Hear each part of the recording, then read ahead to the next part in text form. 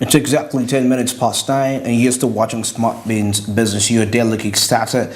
Amanju Barija here. Well, still, before we head into our insight discussions in here, still the platform already on, and kindly participate by dialing *292# which is simply the USSD code for you there, which will avail with options to be in position to actually buy government bonds and securities for a fee of 15,000 Ugandan shillings. Now, exactly at 8:15, that's when the markets opened, and they're going to be running to 15 p.m. That is East African time. This is effective Monday up to Friday, apart from the weekends and the public holidays when these markets cannot be accessed. But of course, despite that, you have the rest of the days to capitalize and make money, as something which I believe personally is quite key and instrumental when it comes to your financial growth and development. And that's why Zabu simply says, my money, my future. And Altex East Africa comes out and tells you clearly you got to do something new for yourself. Remember, it is 2023. Well, our discussions in here are going to be rotating around the Airtel IPO, of course, which is set to be announced today in a few minutes from now. And of course, we see that the telecommunications company is selling off 20% of its share capital. That is for local ownership.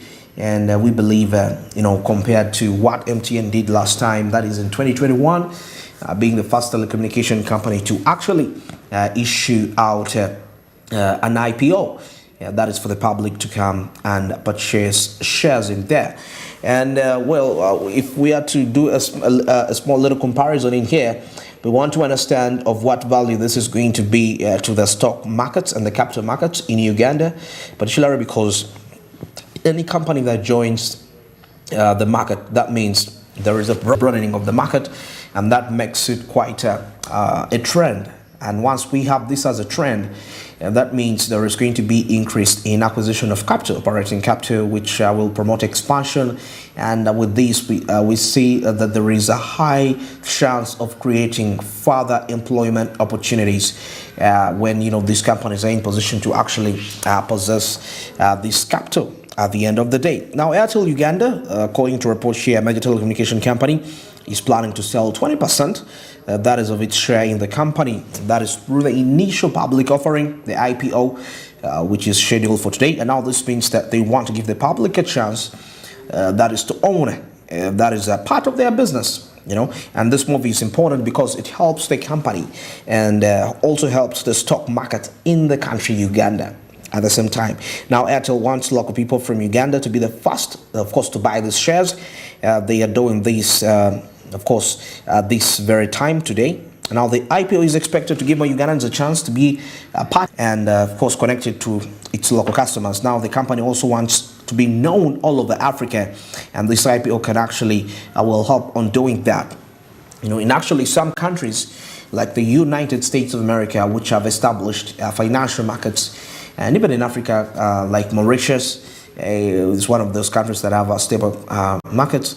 You find that actually for a company to be Capital Markets Authority of Uganda, of course, which I will agree on that, people will be in position to buy shares in different ways, and they can also they can use the usual methods, or even Airtel mobile money platform, one of the ways. And I think majority of the Ugandans are actually much more familiar with how to use that. And we see Airtel has chosen Absa Bank to guide them in the process, and Crested Stocks and Securities Limited to help with the listings.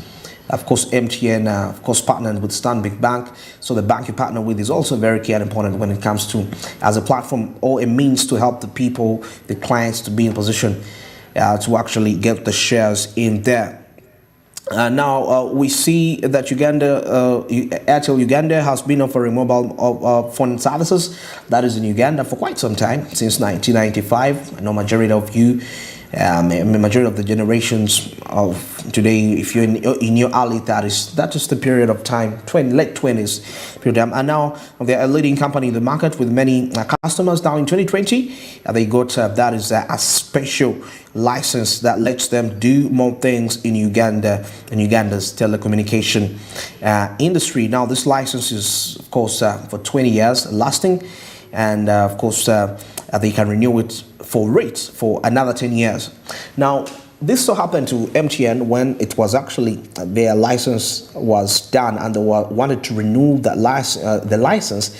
But one of the ways actually for them to do that, they had to make sure that they offer shares to the public as one of the conditions that the Ugandan Communications UCC actually gave to MTN if they had to actually be able to renew their license.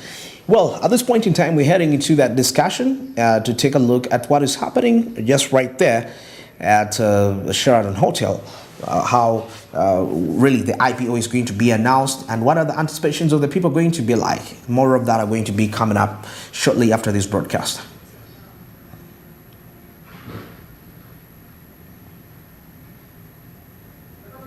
The mantle of responsibility extends to get an increased shareholder base. And as a regulator, we expect you to continue operating with the highest standards of corporate governance. I'm unwaveringly confident that the present and future boards of the company will uphold this responsibility with utmost dedication. Now, a little bit about corporate governance. I've had many stories about the view that corporate governance is an inconvenience, it's costly, but we want to think about it a little bit differently.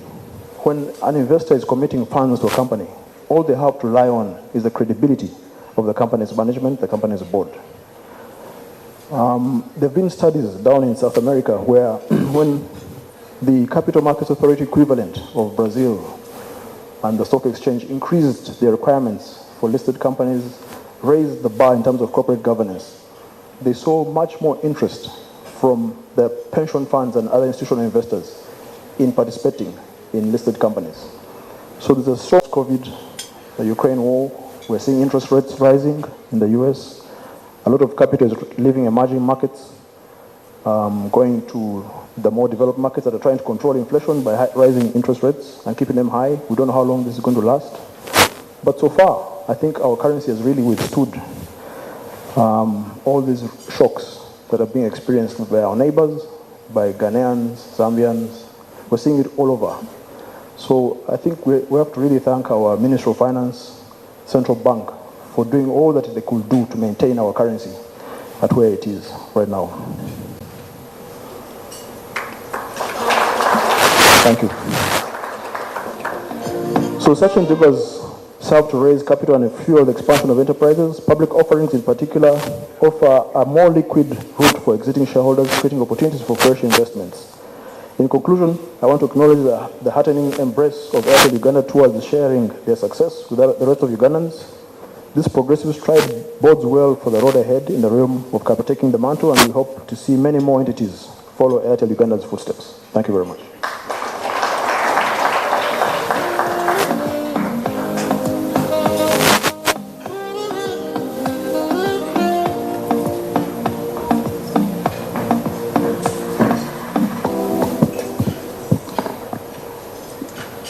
The young people would say he has thrown Paul under the bus, even when there's no bus.